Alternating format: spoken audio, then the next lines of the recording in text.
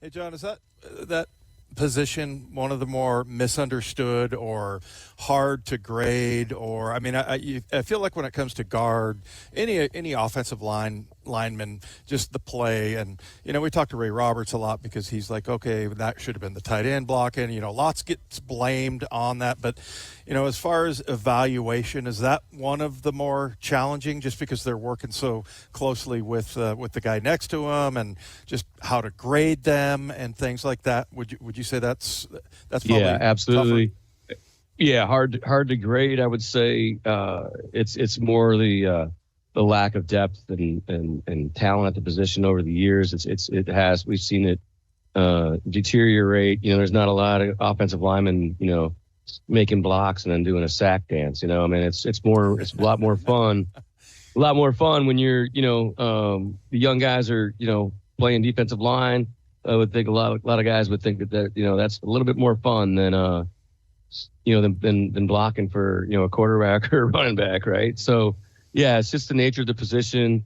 It takes a special breed to play that spot. I keep telling people all the time that my friends that are a couple friends that are like taller than myself. I'm like, okay, make sure you just make sure your kid just get him big and get him some good feet. Like make him jump rope all the time and have him be an offensive lineman, because those guys are going to start getting paid. So, but no, the guys get overdrafted at that position, and in my opinion, they get overpaid. Ricky says, does the general manager not putting much interest into interior offensive line play worry you? Yes, definitely it does, especially understanding the track record and the history when it comes to dealing with the interior offensive line. The team has taken, I think, 1 second-round center, a third-round guard, and fourth-round Bradford last year. So it's not only him talking about it in this way, but it's also the recent track record has been one where he hasn't shown a lot of interest in it either.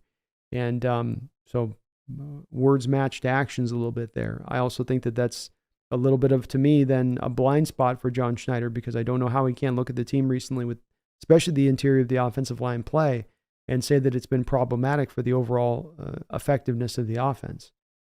And maybe he just doesn't see there being a wide variance of level of ability between those guys on the inside down there, but I feel like there is.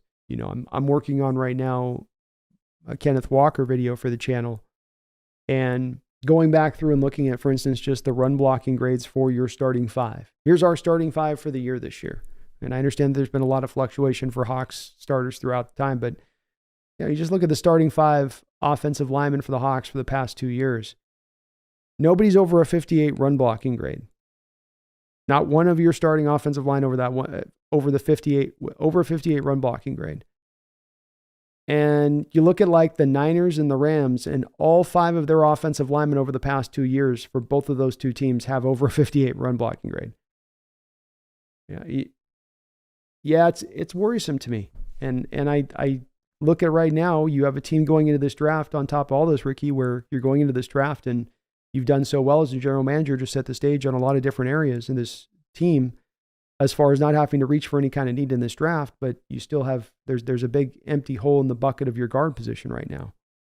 You have Bradford and this Churum guy they signed that's, maybe your starting left guard today if the season started. It's concerning.